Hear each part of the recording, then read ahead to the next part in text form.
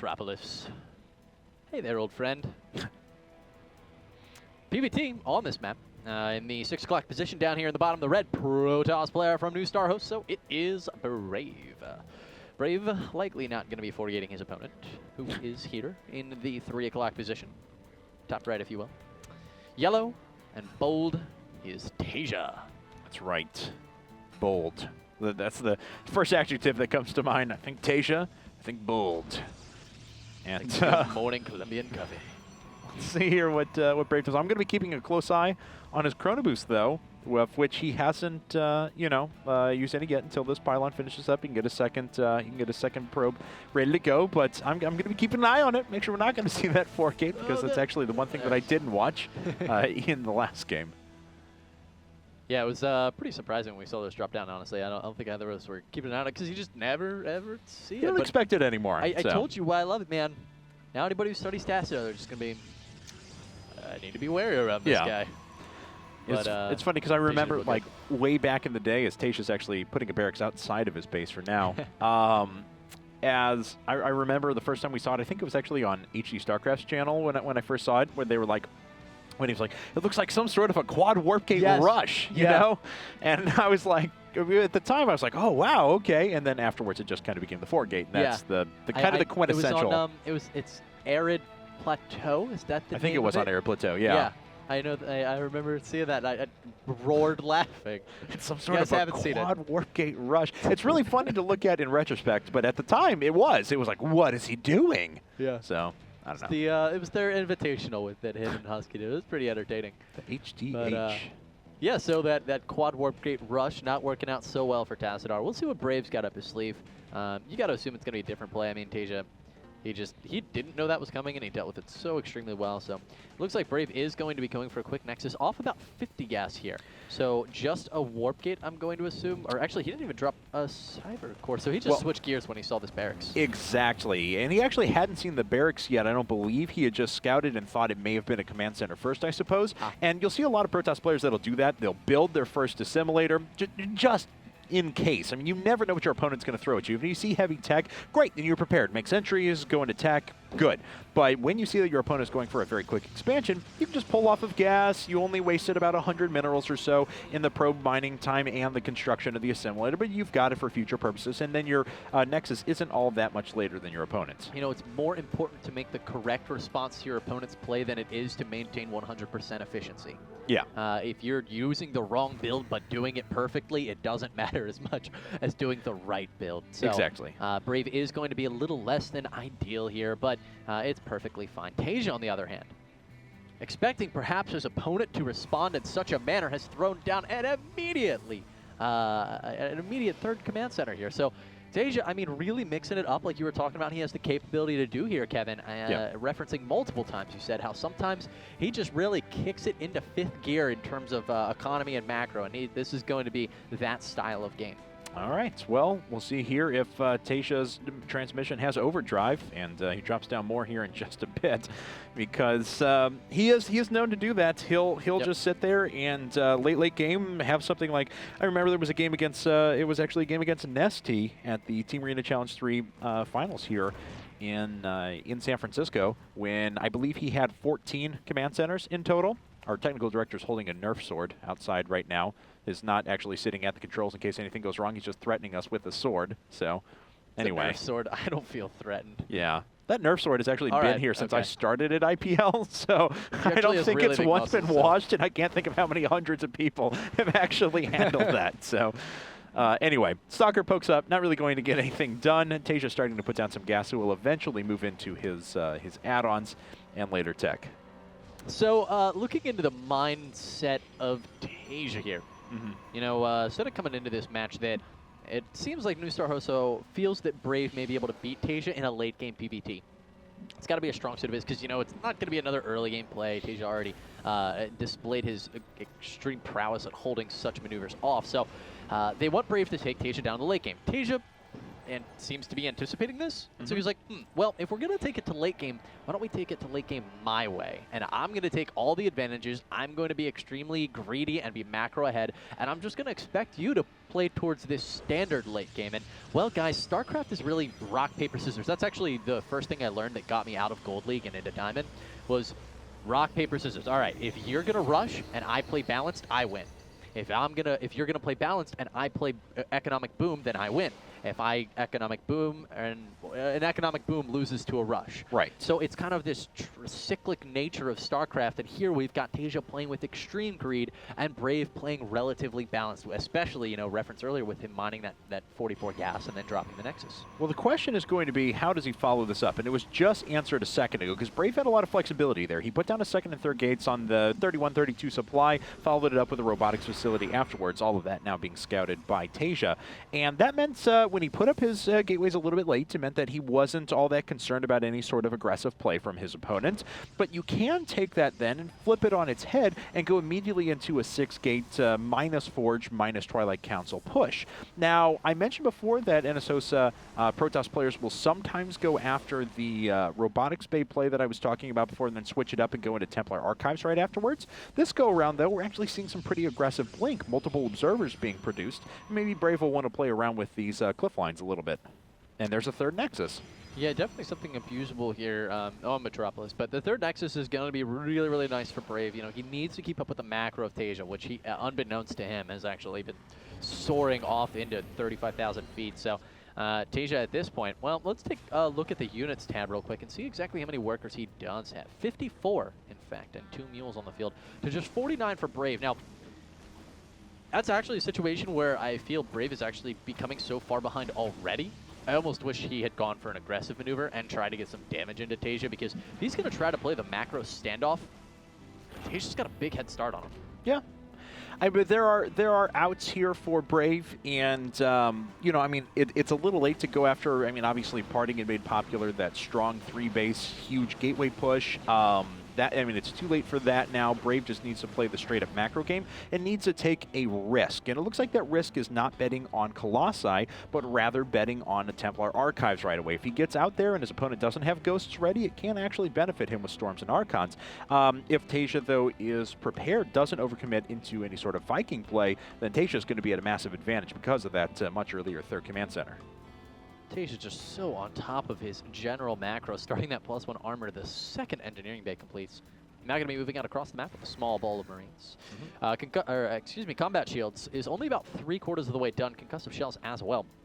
So don't expect him to go for too heavy of an engagement because he has so many upgrades about to finish. But +1 did just complete, so you know his units are a little bit more powerful, I guess. So here he comes. Brave going to be moving into position. He's got Immortals, Zealots, and a few Sentries here to throw down some force fields. TsHoSeo could go and try to deny this third, but Brave took out his back rocks. He was very responsible. He's going to be able to position his army appropriately. This is still a good spot, not too bad of a spot for TsHoSeo to engage, though, because of the melee units. Now a little bit trickier because he is actually force fielded against these, but it looks like he's just going to try and power this through. Running back now with his Marines around the side. He gets them trapped by yet more force fields. There's not too many of those left available, and he is going to start trying to target at least a couple of the Sentries and eventually, hopefully, some of the Immortals. No, actually choosing to take out everything else with the exception of those trying to pick off the last couple of hurt Stalkers, and he does manage to get them, but loses quite a bit in return. I think, though, it was still a pretty equitable trade. Yeah, it looks like Brave losing a little bit more than TsHoSeo has altogether. Going to make that up, though, here right now. Nice, yeah, very nice. Warp in, blink onto the low ground, blinking the other one's forward chasing. TsHoSeo all over the place. TsHoSeo trying to cut the shortcut with his medevacs. No, it's going to cost him. A couple of Marines and Marauders, though, coming to save the day and really swing things once again back in TsHoSeo's favor. A nice play there, and look at the resources lost tab just suddenly turn towards red again. All right, so a little bit of a hiccup there for Brave. What does he have on the field now? 63 probes, and it looks like he is going to be content to just put down a bunch more gateways here. Looks like this is going to bring him up to a total of, after grabbing them all, 10. So 10 gateways. He's got the Templar Archives with Storm most of the way finished, but he doesn't really have all that much gas to go around because he only recently started his 6th gas, and he's not been mining off of his 5th all that long, only 28 gas to go around. So he's going to have max about 3 Templar, 2 Templar maybe by the time this actually hits. And check this out. Tasia's actually in such a great position. He's just getting Mobius Reactor and ship weapons while pushing out across the map. Here we go, moving up the ramp. Now going to catch a couple of Stalkers. Not in the best of position. Look how he stopped half of his army on the ramp so that the Zealots have to clump up. Beautiful positioning there out of Tasia and split-second decision-making. Coming down with the flank from the top with some Marauders as well. This is an excellent engagement for Liquid. Tasia doing catastrophic amounts of damage to the ground forces of Brave and simply picking up and leaving. And wow, so much damage done there. Picked off the Templar Archives too, so he denies that Templar tech for a while. Unfortunately, he got it about 5 seconds after Storm finished. It would have been really nice for him to reset that Storm tech, but as it stands, there's only one Templar out there for a while. Still a 50-second building, so it's going to be a bit more before another Templar hits too. Brave has banked a little bit of gas, so we'll actually be able to drop down 4 or 5 of them all at once, though. But they're not accumulating energy. They're not getting ready for Storm, and it looks like Tasia's going to hit with a subsequent follow-up before there's going to be enough out there to really punish him in terms of Storm. Oh, look at that, a 2-for-1 as well. Throws down the scan and gets 2 observers. Tasia trying to poke in right now. Force field is going to go down, but forces his units away. Will Brave fully commit? Nope, just going to blink a nice small group of 5 Stalkers. 4 pick off that medevac. I think that actually came down to the last, the phase, oh my goodness. I always call it a phase cannon for some reason. Then I'm like, yeah, no, that's the photon cannon. What are you thinking, Kibbles? But Tasia, yeah, in kind of a full retreat mode right now as he's just realizing, all right, I don't need to close this out at this moment. The supplies are actually relatively equal. Instead, he can roll out upgrades. Look, he's got +3 on the way, +2 armor about to wrap up. Let's compare that to Brave, whose Zealots are dying right now. Yes. He has +2 just started for his attack. Now, +2 armor is complete, but Tasia's going to have some serious upgrades going on in a moment or two here. And remember, he's also already got Mobius Reactor for his Ghost, and he's got some nice ship weapons upgrades in case the tech switch to Colossus could occur. And he cleans up those pylons across the map, takes his 5th base, yeah. And Brave only working off of 3, trying to go up to 4, but he's critically behind as far as all of this goes. The Planetary Fortress is down for Tasia too. So he's got the supply advantage, he's got the upgrade advantage, he's got the base advantage, he's got the tech advantage, and he's got Ghost sitting on the map right now. Everything is just looking his way, and this is what Tasia does. He dominates games. He baits out 2 Storms off to the side. They do catch a few units there. The 3rd one was actually really nice. It did actually catch a lot of units, but Tasia just has so much stuff, it doesn't matter. Ah, Kevin, those Storms were so good, but as you said, it simply doesn't hurt Tasia. He's got a lot of medevacs with a lot of energy, and they are healing things incessantly. Tasia's just going to completely commit to this non-stop pressure. Brave in a full-fledged retreat, trying to keep his units alive. Nice Storm. Look at all of the Marines and Marauders simply standing in a giant ball of death, but very few of them fall, in fact, and Tasia is, I mean, he's just going to leave. He's just going to leave with 190 supply to 150 for Brave. Yeah, I mean, and like we said before, he's doing just fine. He's still investing into his upgrades too. The robotics bay is just now put down, but by the time the robotics bay finishes up and we have a Colossus, which takes 1,000,000 years as well to produce, it's going to be a while before he's able to take advantage of that. And Tasia's going to have another subsequent follow-up here in just a second with already 8 Ghosts on the map, another 4 hitting soon. Actually, it's going to be a total of 15. There's a few more that are rallying in right now. There they are. Really nice positioning thus far out of Tasia, keeping Brave on his feet so he can't focus on getting back and trying to, you know, every time you make your opponent think of something, oh my god, that feedback. It's beautiful positioning on those High Templars out of Brave, but Brave just can't engage right now. There's too many units. He may have had a position there for a moment when Tasia was in that choke, but now in full retreat once again is Brave, losing unit after unit. Yeah, absolutely no splash damage, unfortunately. So, I mean, the most he can do is try and close with charge lots, but Ghosts just tear through those, especially with a couple of EMPs, but just by the very nature of the fact that they do so much more damage against light units. Already the 4th base has gone down. He's trying to pick off the destructible debris here, but I think he may be working with Tasia in a second. Tasia could just outright engage that and still win, but he's playing it the smart way. He wants to make sure he's not walking into a trap. Yeah, 23 Marauders, 34 Marines, and 13 Ghosts versus 35 Zealots, basically, is what this army is composed of. There's really, as you said, not much splash going on. 1 Templar is going to come forward, feedbacks a Ghost instead. Good engagement point here for Tasia, actually, as all these units are clogged up. Not a great position with all these Zealots standing in line, basically, to get their turn to die as Tasia kiting continually against this very, very Zealot-heavy-based army. now gets himself a nice 50 supply lead. I'm a little bit, yeah, I mean, I'm surprised actually Tasia didn't kite a little bit more, to be honest. Now he's got a fairly weak army that's going to get torn up pretty quickly. Don't get me wrong, he's still got the overwhelming advantage in this game. He's still producing off of 5 bases, even if this one's only got 1 worker on gas.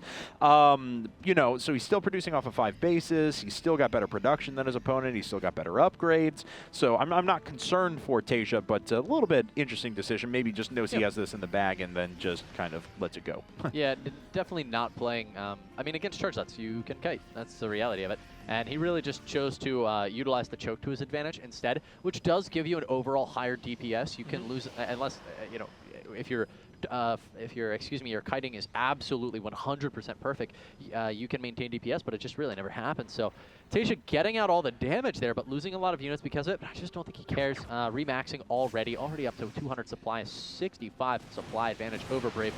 And there goes the Colossus. So that just turned into 70 supply. Yep, and unfortunately, he's going to lose the robotics bay before anything else happens. There's the final engagement, and a GG. Brave goes down, and Tasia has just won his 3rd game in a row, and he has put Liquid just 1 game away from staying in Premier Division next season. Yeah, that was an excellently played game once again out of Tasia, and I mean, just kind of running away with things there against Brave. With all of that greed in the early stages of the game, Brave really had to make something happen. You mentioned how he had outs. Yeah, is how we described it. Because honestly, what do you do against a player like Tasia when you're behind on a base for like 4 minutes? Yeah, that's, well, nothing. Actually, you kind of just die, roll over potentially before it happens. Okay. So yeah, like that. I learn a new trick. I think that's what happens. Yeah. Well, unfortunately for NsHoSeo, they're down now to their final player, but it's a player that I like quite a bit. It's going to be NsHoSeo Sculpt. So another Terran player coming in, a guy who's actually performed really well for them in team leagues, and a guy who's taken down some very notable players too. So we're going to run to a quick commercial break. While you're away, though, we want to let you know again that we are giving away a sweet Astro A50 headset. Our friends at Astro Gaming on Twitter are actually giving us this to us to give to you, so long as I don't steal it from the office first. You will actually be able to win that. No, it's mine. You want to head over to the camera, I forgot. You want to head over to IGN.com/IPL giveaways to enter. We actually have our 12 days of giveaways into 2013 that we're going to be giving out 12 prizes. All are going to be very awesome. One of them especially is really, really cool, and I can't wait to announce which one that's going to be. All of the dates of the giveaways are on there. So again, head to IGN.com/IPL giveaways to enter in that contest and get ready for the ones after that. We're going to run to a commercial break, though, and when we come back, it'll be time for game number 7.